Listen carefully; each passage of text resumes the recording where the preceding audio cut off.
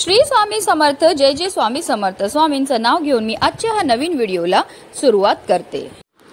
23 August म्हणजेच शनिवारी येणारी श्रावण अमावास्येला शनी अमावास्या म्हटली जाते, कारण श्रावण अमावास्या ही 21 ऑगस्ट रोजी सकाळी 11:55 प्रारंभ होईल, तर दुसऱ्या दिवशी म्हणजेच शनिवारी सकाळी 11:35 समाप्त होणार आहे। आणि उदय तिथीनुसार शनिवारी शनी अमावास्या ही साजरी केली जाणार आहे। शनी दोष, साडेसाती आणि ध्येयापासून मुक्तता मिळवण्यासाठी हा दिवस खूप खास मानला जातो। ज्योतिषशास्त्रातही शनी अमावास्या खूप खास मानली जाते। शनी अमावास्येला पवित्र नद्यांमध्ये स्नान करणे, दान करणे आणि पिंडदान आणि तर्पण करणे अतिशय महत्त्वाचे मानले जाते। याने पापाचा नाश होतो आणि मोक्ष मिळतो। तसेच या दिवशी पितरांसाठी श्राद्ध व तर्पण केल्याने पितृदोष पासून मुक्ती मिळते। शनी अमावास्येच्या दिवशी शनिदेवाची पूजा केल्याने त्यांची कृपा प्राप्त होते आणि जीवनातील अडचणी दूर होतात। या दिवशी गरजूंना काळ्या रंगाच्या वस्तू जसे की तेल, लोखंडी वस्तू, मोहरीचे तेल, अन्न आणि कपडे किंवा तुम्ही छत्री किंवा बूट सुद्धा दान करू शकतात। यामुळे शनिदेव आपल्यावर प्रसन्न होतात। या दिवशी गाय, कुत्रा, कावळा यांना इजा करू नका। असं करणं चांगलं मानलं जात नाही। केस, दाढी आणि नखे कापू नका, यामुळे ग्रहदोष निर्माण होऊ शकतो। तसेच या दिवशी लोखंडी वस्तू आणि शनीशी संबंधित वस्तू खरेदी करू नका। या दिवशी तुम्हाला आवर्जून महादेवांची पूजाही करायची, कारण शनिदेव महादेवांना आपला गुरु मानतात आणि तुम्ही जर महादेवांची पूजा केली तर त्यामुळे आपल्यावर शनिदेवाची विशेष कृपाही होत असते। तसेच शनिदेवाच्या त्रासापासून मुक्त होण्यासाठी एक साधा उपाय म्हणजे हनुमानाची पूजा करावी। शनिदेव बजरंगबलींच्या भक्तांना कधीही त्रास देत नाही। शनी अमावास्येच्या दिवशी पूजा करताना ओम शनैश्चराय नमः या मंत्राचा आपल्याला 108 वेळा जप करायचा आहे। तसेच शनी अमावास्येच्या दिवशी आवर्जून आपल्याला शनिदेवाला मोहरीच्या तेलाने अभिषेक करायचा आहे। तसेच मोहरीचा तेलाचा दिवा लावा आणि शनिदेवाची आरती करा आणि शनी मंत्र आणि दशरथकृत शनी स्तोत्र पठण करा। पितृदोषापासून मुक्त होण्यासाठी शनी अमावास्येच्या दिवशी तांदळाची खीर बनवा आणि शेणाच्या गोळ्या जाळा आणि नंतर पूर्वजांच्या नावाने खीर अर्पण करा। कास्य वाटीत मोहरी किंवा तिळाचे तेल भरा आणि त्यात तुमचा चेहरा पाहून ते दान करा। तसेच शनी अमावास्येला पिंपळाच्या झाडाला पाणी आणि दूध अर्पण करून मोहरीच्या तेलाचा दिवा लावावा। यामुळे शनी दोषापासून मुक्तता मिळते। ज्यांच्या कुंडलीत शनिदोष आहे किंवा ज्यांना शनीच्या साडेसातीची आणि अडचकीमुळे शनिदेवाचा कोप सहन करावा लागत असेल, त्यांनी शनी अमावास्येच्या दिवशी काही उपाय करावे। यामुळे त्यांना शनीच्या अशुभ परिणामापासून दिलासा मिळतो। त्याचबरोबर प्रगती आणि धनलाभ होण्याची शक्यता असते। आणि म्हणूनच आज शनी अमावास्येच्या दिवशी तुम्ही काही नाही केलं तरीही चालेल, पण गाईला खाऊ घाला ही एक वस्तू, ही वस्तू खायला दिल्यामुळे आपल्या जीवनामध्ये असणारा प्रखरातला प्रखर पितृदोष, ग्रहदोष, शत्रुपीडा तर नष्ट होणारच आहे, पण आपलं 7 पिढ्यांचं दारिद्र्य नष्ट होऊन आपले पितृ आपल्यावर प्रसन्न होणार आहेत आणि आपल्या सर्व इच्छा मनोकामना पूर्ण करणार आहेत। तर ती कोणती वस्तू आपल्याला खायला द्यायची, कोणत्या वेळेत खायला द्यायची त्याबद्दल सविस्तर आणि महत्त्वाची अशी माहिती मी तुम्हाला या व्हिडिओमध्ये देणार आहे। तो व्हिडिओ पूर्ण पहा आणि जर चॅनलवर नवीन असतील तर चॅनलला सबस्क्राइब करा आणि शेजारी बेल आयकॉन सुद्धा प्रेस करा, जेणेकरून तुम्हाला माझ्या नवनवीन व्हिडिओचं नोटिफिकेशन हे मिळत राहील आणि तुम्ही एक पण व्हिडिओ मिस करणार नाही।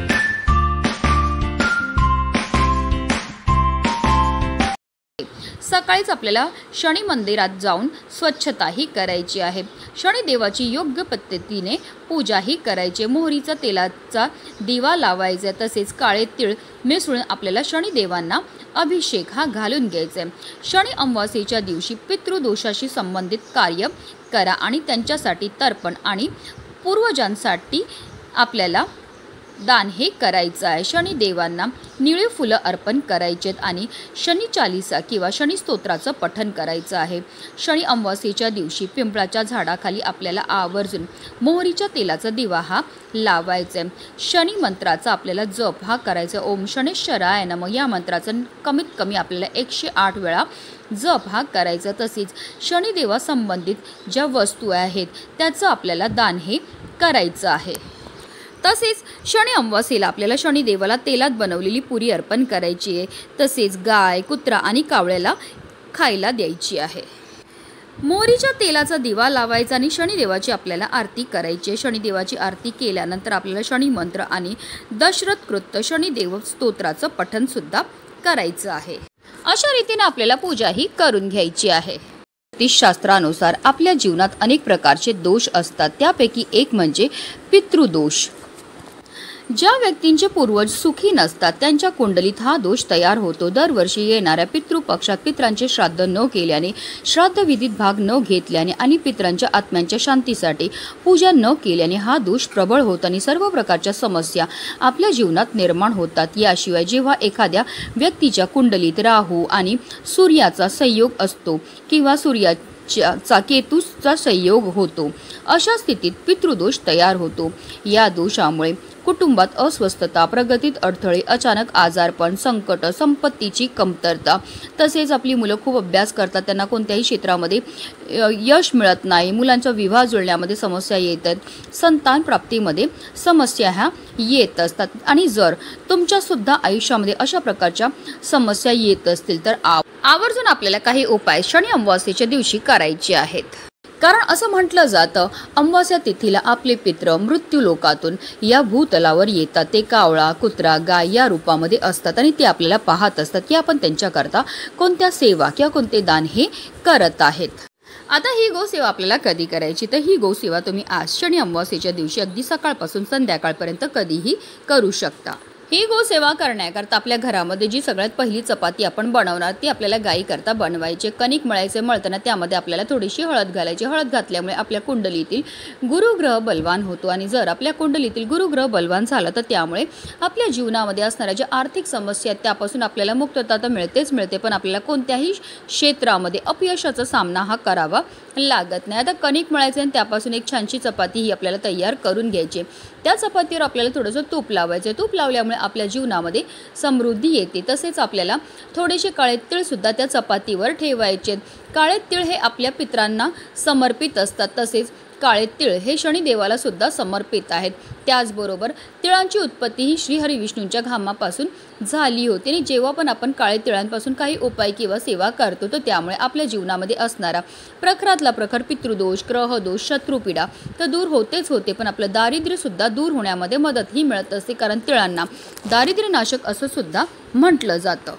त्याचबरोबर आपल्याला त्या चपातीवर एक गुळाचा खडा सुद्धा ठेवायचा। गाईला गुळ खायला दिल्यामुळे आपल्या जीवनामध्ये असणारे जे ग्रह दोष आहेत, राहू, केतू, शनी, मंगळ दोषापासून आपल्याला मुक्तताही मिळत असते। तर अशी ही गोड चपाती घेऊन आपल्याला गायीजवळ जायचं। तर गाय जर तुमच्या घरी असेल तर घरच्या घरी तुम्ही ही गोसेवा करू शकतात किंवा एखाद्या गोट्यात जाऊ शकतात, गोशालेमध्ये जाऊ शकतात किंवा वाटेत कुठेही तुम्हाला गाय ही भेटणार आहे।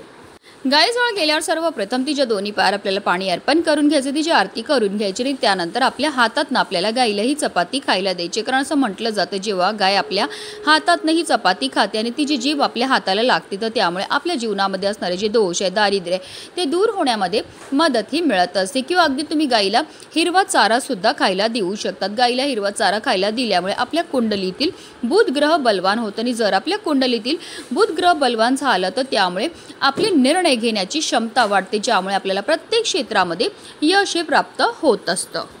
त्यानंतर गायीला आवर्जून आपल्याला पाणी प्यायला द्यायचं आणि गायीभोवती आपल्याला 11 प्रदक्षिणा मारायच्यात। प्रदक्षिणा मारताना निरंतर आपल्याला ओम पितृदेवाय नमः या मंत्राचा जप हा करायचा। 11 प्रदक्षिणा करून झाल्यानंतर आपल्याला गायीच्या पायाखालची थोडी माती उचलायची आहे आणि तिने आवर्जून आपल्या कपाळावर टिळा हा लावायचा आहे।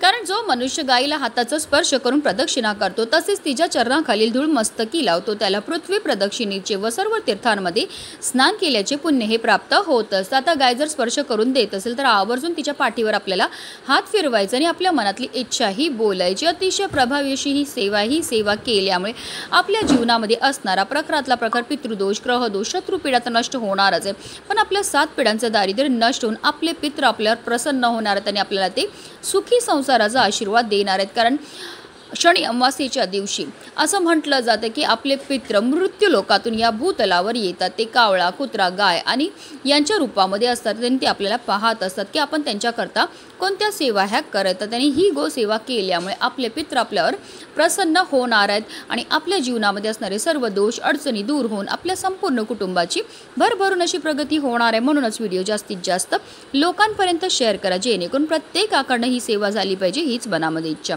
श्री स्वामी समर्थ। जय जय स्वामी समर्थ।